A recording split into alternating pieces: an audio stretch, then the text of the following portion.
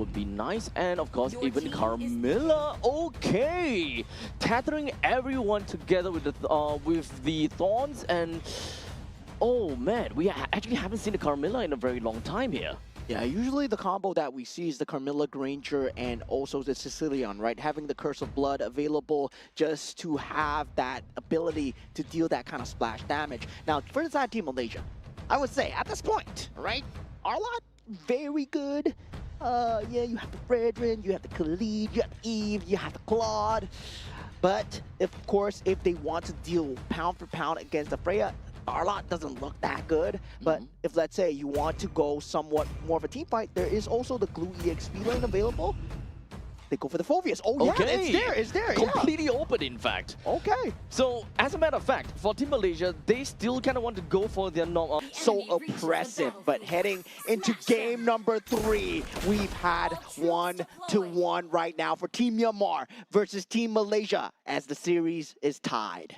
So, just like that, this is the last game between these two teams, and only one team will be able to be crowned as the winner of this series.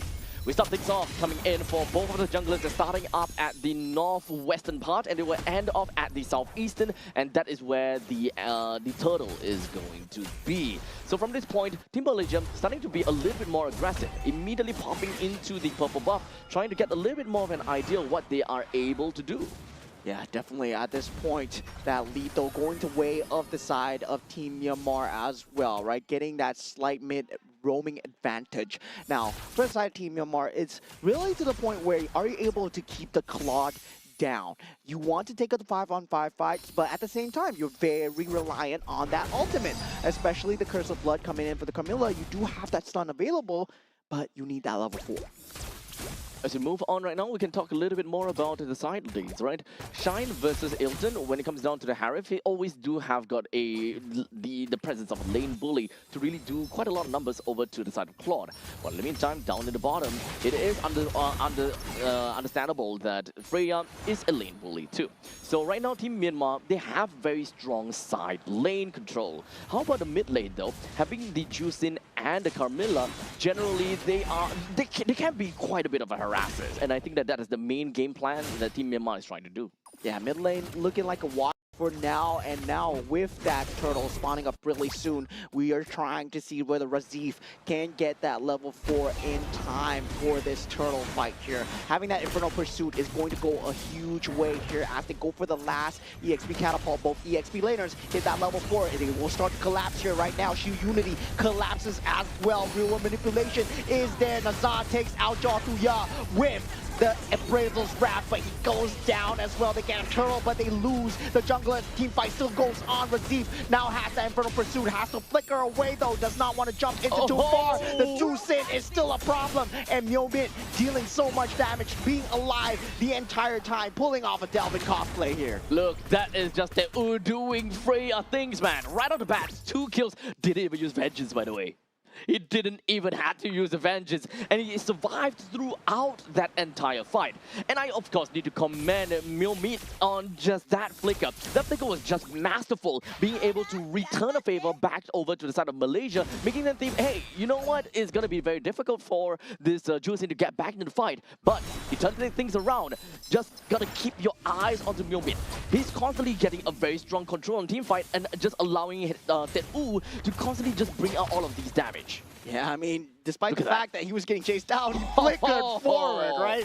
Like, yeah, Infernal Pursuit, no problem. You flicker away, I flicker back at you. And definitely heads up play coming out from the side of Team Myanmar, given the fact that now they have that Freya. So, yeah, it's going to be a very scary tool to deal with, especially with that Boxia as well. We saw the 3 coming out, right? Jusin, we have the Freya, we have the Boxia on that first 3 picks.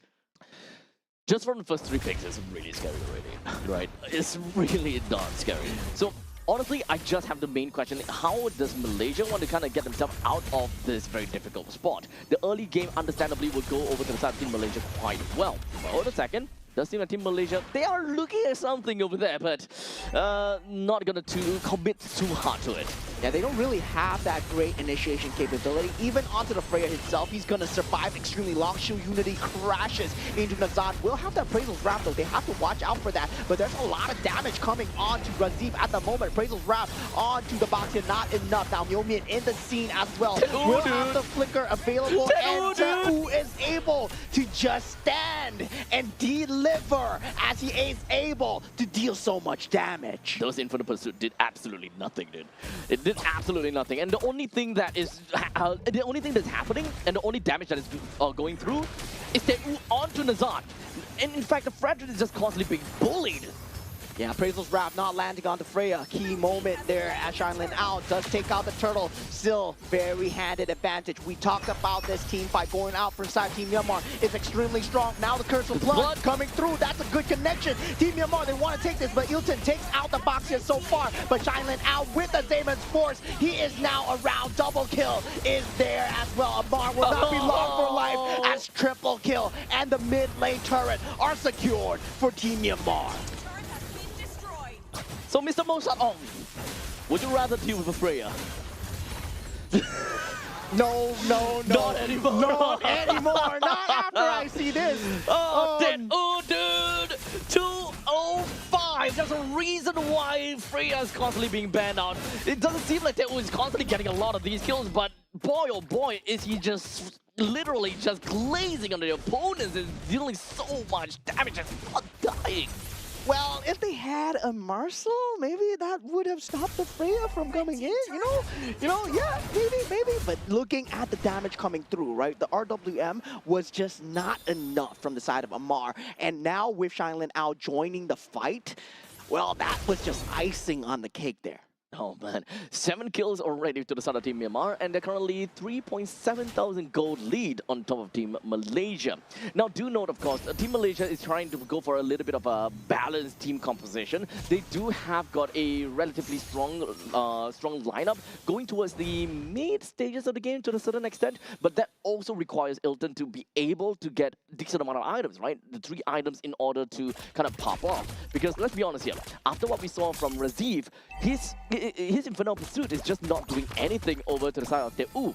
So we need the power of Claude to realistically be able to bring Teu down. Yeah, now the conceal play coming through. It's been spotted out from the side of Team Myanmar. Damon's Force is being used here as they re-aggress. Now Myomin is here on that scene, and with the Lantern pull up, that RWM is finally being popped, and the Curse of Blood in the back line, not exactly connecting onto multiple here, and Damon's Force is not there, but Myomin and Tu Sui, they are dealing and sustaining so much. Team Malaysia are falling like dominoes here as 3 members just instantly go down to the sustained damage.